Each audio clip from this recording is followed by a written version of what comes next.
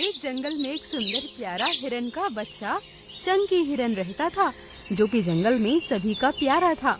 एक दिन की बात है, चंकी हिरन जब सोकर उठा तो उसने देखा कि उसकी माँ कहीं जाने की तैयारी कर रही थी।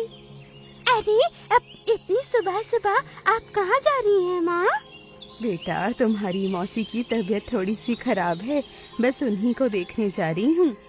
अरे, अब लेकिन वो तो दूसरे जंगल में रहती है ना? हाँ हाँ, लेकिन जाना तो पड़ेगा चंकी।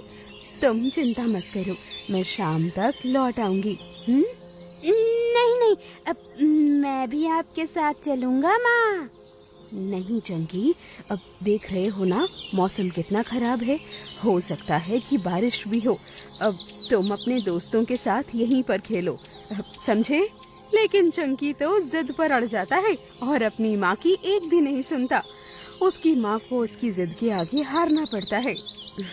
ठीक है, तुम भी मेरे साथ चलना। अपनी माँ की ये बात सुनकर चंकी हिरन बहुत खुश हो जाता है। ये हुई ना बात। अब ठीक है माँ, मैं ये खुशखबरी अपने सारे दोस्तों को बताकर आता हूँ। ऐसा बोलकर चंकी हिरन दौड़ता हुआ मीनू मौसी के पास आता है। अरे अरे क्या हो गया? आज तुम्हारे चेहरे पर तो अलग ही खुशी दिखाई पड़ रही है। क्या बात है? मीनू मौसी, वो मैं ना अपनी माँ के साथ अपनी मौसी से मिलने जा रहा हूँ। चंकी हिरन की बात सुनते ही मीनू मौसी चौंकते हुए बोली, अरे अब लेकिन चंकी, तुम्हारी मौसी तो दूसरे जंगल में रहती है ना? बेटा, तुम्हें वहाँ पर नहीं जाना चाहिए। अब लेकिन क्यों? क्योंकि उस जंगल में एक टाइगर रहता है। सुना है कि वो हिरन के बच्चों का मांस खाना बहुत पसंद करता है, इसलिए। इतना सुनते ही चंकी हिरन बहुत ही मासूमियत से बोला, अच्छा, अगर ऐसी बात है तो फिर माँ क्यों जा रही हैं? बोलो भला। क्योंकि तुम्हारी माँ बहुत तेज दौड़ना जानती है और तुम तो अभी छोटे हो ना, इतनी तेज नहीं भाग पाओगे, समझे? मीनू मौसी के चंकी हिरन को लाख समझाने पर भी चंकी हिरन हार नहीं मानता है और अपनी जिद पर अड़ा रहता है। चाहे जो भी हो जाए, लेकिन मैं तो जाकर ही रहूंगा। इतना बोलकर चंकी हिरन अपने घर की ओर जाने लगता है कि इतने में रास्ते में उसे रानू चिड़िया मिलती है। अरे, अब चंकी, कहाँ जा रही हो तुम? अरे रानू, अच्छा हुआ तुम मिल गई। अब तुम ही बताओ ना, मीनू मौसी बोल रही है कि मुझे नहीं जाना चाहिए, लेकिन मैं तो कभी भी इस जंगल से बाहर गया ही नहीं। तो मैं अपनी माँ के साथ जाकर भला क्या गलत कर रहा हूँ? चंकी की पूरी बात सुनकर रानू उसे समझाते हुए कहती है, चंकी, मीनू मौसी बिल्कुल ठीक कह रही हैं। तुम अगर अपनी माँ के साथ जाओगे तो उनकी मुसीबत बढ़ा दोगे। अब तुम उनके साथ ना जाओ, वही बेहतर होगा। नहीं, मैं जाकर रहूंगा, चाहे जो भी हो जाए। इतना बोलकर चंकी हिरन मुंह बनाकर वहाँ से चला आता है, जहाँ पर उसकी माँ उसका इंतजार कर रही होती हैं। तो बता आए अपने सारे दोस्तों को कि हम कहाँ जा रहे हैं?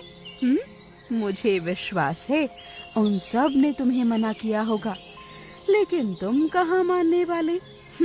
तुम इतने जिद्दी जो हो। चलो, वैसे ही बहुत देर हो चुकी है। चंकी हिरन अपनी माँ के साथ दौड़ने लगता है, लेकिन जैसे ही वो दोनों अपने जंगल की सरहद को पार करते हैं, अचानक से उन दोनों के कान में एक चीते की गुर्राहट टकराती है। चीते की आवाज सुनकर चंकी हिरन और उसकी माँ के पैर मानो वहीं थम जाते हैं।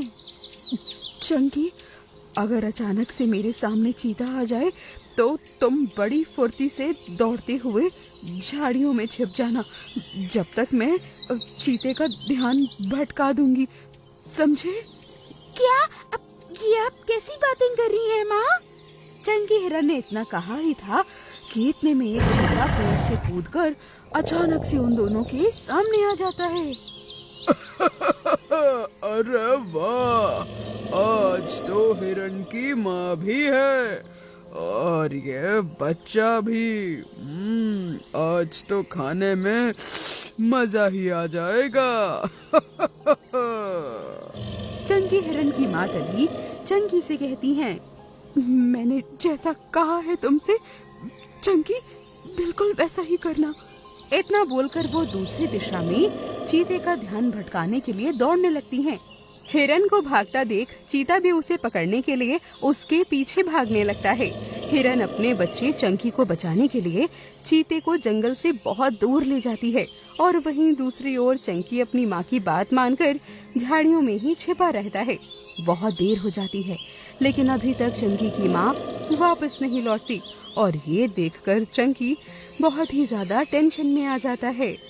हे भगवान, मेरी माँ को क्या हुआ होगा? वो अभी तक वापस क्यों नहीं लौटी? भगवान जी, उनकी रक्षा करना।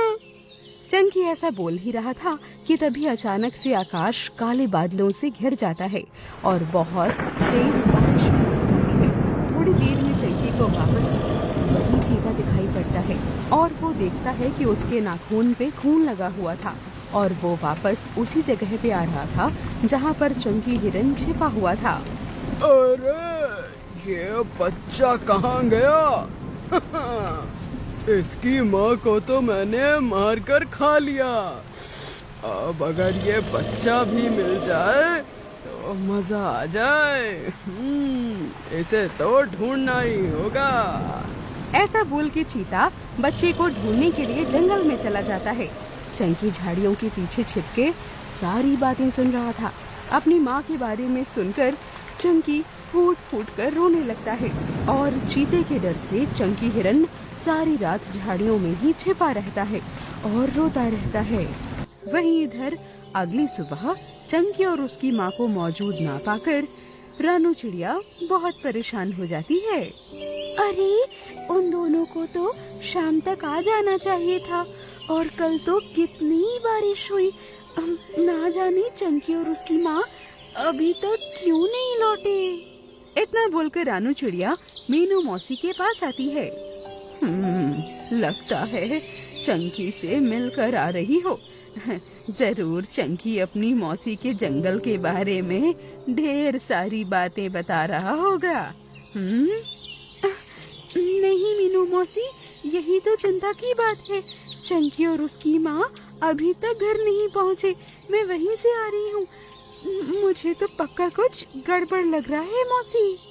रानू की बात सुनकर मीनू मौसी भी अब चिंतित हो जाती हैं और इतने में मीनू मौसी का साथी यानी कि कालू कौवा भी आकर कहता है, अरे क्या बात हो गई?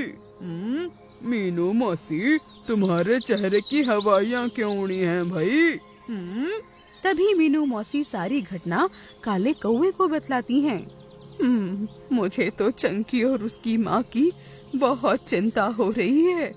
अब अगर ऐसी बात है तो तुम दोनों यहीं पर रुको। अब मैं अभी उन दोनों को देख कर आता हूँ।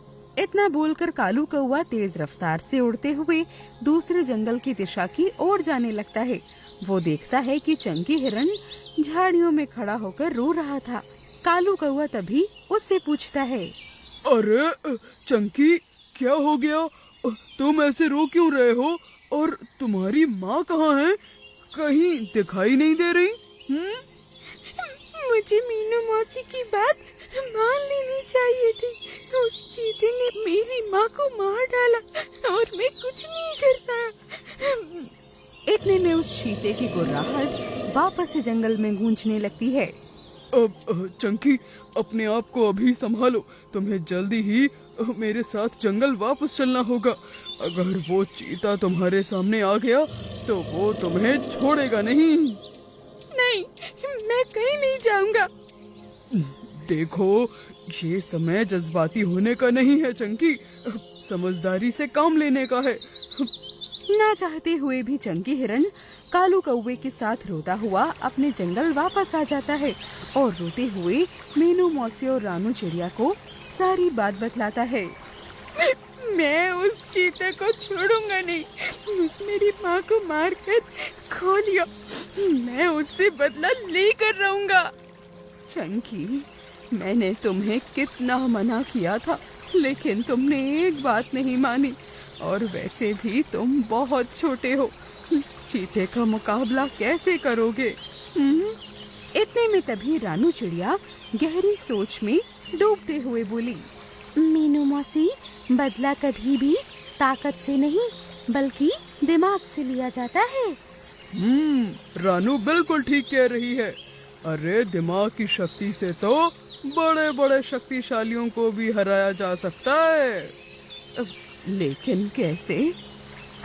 मैंने सुना है कि उस जंगल में एक शेर भी रहता है जो कि उस चीते से दुश्मनी रखता है, और वो शेर उस चीते से कहीं ज्यादा ताकतवर है। वो खूंखार चीता उस शेर से सामना करने की कभी हिम्मत नहीं करता। मैं कुछ समझी नहीं, क्या कहना चाहती हो तुम?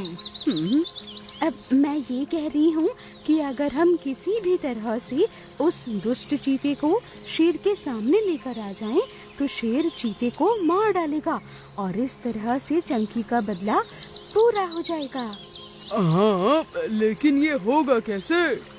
रानू चिड़िया उन तीनों को अपनी योजना समझाने लगती है।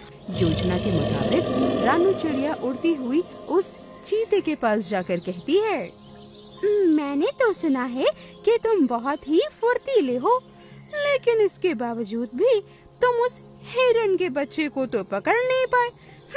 तो फिर क्या फायदा ऐसी फुर्ती का, बोलो भला? रानू चिड़िया की बात सुनकर तभी चीता चौंकते हुए कहता है, तुम्हें ये कैसे पता? वो कल मैं एक पेड़ पर बैठी सब देख रही थी। तुमने हिरन के बच्चे की माँ को तो मार डाला, लेकिन बच्चे को नहीं ढूंढ पाए, और इसी वजह से पूरे जंगल में तुम्हारी थू थू हो रही है। पता नहीं वो हिरन का बच्चा कहाँ गायब हो गया। उसकी माँ को खाकर तो मेरा पेट भर चुका है, लेकिन अब बारी उस बच्चे की है। ये हुई ना बात। मुझे पता है वो हिरन का बच्चा कहाँ छिपा है। लेकिन तुम मुझे ये सब क्यों बता रही हो? क्योंकि मुझे हिरन जरा भी पसंद नहीं है, और वैसे भी उस बच्चे ने तो मेरी नाक में दम करके रखा है। एक नंबर का शैतान है वो। रानू चिड़िया की बात सुनकर चीता उसकी बातों में आ जाता है। ठीक है, तो मुझे बताओ कि वो मुझे कहाँ मिलेगा? आओ मेरे साथ। इतना बोलकर रानू चिड़िया उड़ने लगती है और चीता उसके पीछे पीछे दौड़ने लगता है। कुछ ही देर में चीते के सामने चंकी हिरन खड़ा होता है, जो कि क्रोधित होकर चीते को देख रहा होता है। कल तो तुम मुझसे बच गए थे बच्चू, लेकिन आज मैं तुम्हें मार कर खा जाऊंगा। इतना बोलकर चीता उसकी ओर तेजी से दौड़ने लगता है। चंकी हिरन अपनी पूरे शरीर की ताकत लगाकर उस दिशा में दौड़ता है जिस दिशा में शेर रहता है। थोड़ी ही देर में चंकी हिरन बड़ी बहादुरी से शेर के सामने आकर खड़ा हो जाता है। वाह भाई वाह, मैं पहली बार किसी हिरन को अपने सामने बहादुरी से खड़ा होते हुए देख रहा हूँ। क्या तुम्हें मुझसे डर नहीं लगता बच्चे? नहीं, क्योंकि जंगल में तुमसे भी कोई ज्यादा ताकतवर है, इसलिए मुझे तुमसे जरा भी डर नहीं लग रहा है। क्या मुझसे ज्यादा ताकतवर? कौन हो सकता है वो भला? अब वो इसी जंगल में रहने वाला चीता है ना? वो देखो मेरे पीछे ही तो है। इतने में शेर के कानों में चीते की आवाज टकराती है। मेरे शिकार को छोड़ दे, समझा? चीते को देखकर शेर बुरी तरह से गुस्से में आग बबूला हो जाता है। तेरी इतनी हिम्मत कि तू मेरे इलाके में आकर मुझे ही तानाशाही दिखा रहा है? अब तुम्हें मुझसे कोई नहीं बचा सकता। इतना बोलकर शेर चीते के ऊपर हमला कर देता है और दोनों बुरी तरह से लड़ने लगते इसी बात का फायदा उठाकर चंकी हिरन रानू चिड़िया के साथ वहाँ से अपने जंगल वापस आ जाता है और इधर चीता और शेर आपस में लड़कर एक दूसरे को खत्म कर देते हैं। तो चंकी, देखा तुमने, हमें हमेशा अपने बड़ों की बात माननी चाहिए, लेकिन मुझे खुशी है कि तुमने अपना बदला उस चीते से ले ही लिया। लेकिन क्या फायदा हुआ इसका, मैं रह तो अकेला ही गया ना। इतने में चंकी हिरन के कानों में उसकी माँ की आवाज टकराती है। किसने कहा कि तुम अकेले हो? चंकी ने जैसे ही पलटकर देखा तो उसके पीछे उसकी माँ खड़ी होती हैं, जो कि उसे देखकर मुस्कुरा रही थी। माँ, माँ, तुम यहाँ कैसे? तुम्हें तो उस दुष्ट चीते ने मार दिया था ना माँ? नहीं चंकी, तुम्हें जरूर कोई गलतफहमी हुई होगी। मैं तो वहाँ से भाग गई थी। उस चीते ने जिसे मारा था वो उसी जंगल की रहने वाली कोई हिरनी थी, मैं नहीं। तो फिर तुम मेरे सामने क्यों नहीं आई माँ? दरअसल मैं रास्ता भटक गई थी। मैं तुम्हें ढूंढते ढूंढते उस जगह पर पहुंची जहां पर शेर और चीते में भयंकर युद्ध हो रहा था। तब मैंने तुम्हें रानू चिड़िया के साथ वहां से भागते हुए देखा और अभी मैंने तुम्हारी सारी बातें सुन ली। ये जानकर मुझे बहुत खुशी हुई मेरे बच्चे कि तुम इतने बहादुर हो। चंकी की माँ को देखकर रानू चिड़िया, मीनू मौसी सहित सभी लोग बहुत खुश हो गए और मिंकू ने ये सबक भी सीखा कि हमें हमेशा अपने बड़ों की बात माननी चाहिए। उनकी बात ना मानकर हम खुद को और औरों को भी बहुत बड़ी मुसीबत का शिकार बना सकते हैं। कैसी लगी आपको ये कहानी? अगर अच्छी लगी हो तो इसे लाइक कीजिएगा, हमारे चैनल को सब्सक्राइब कीजिएगा और हाँ, इसे अपने दोस्तों के साथ शेयर करना तो बिल्कुल मत भूलिएगा। मैं मिलूंगी आपसे किसी और नई कहानी, नई सीख के साथ। तब तक के लिए बाय बाय।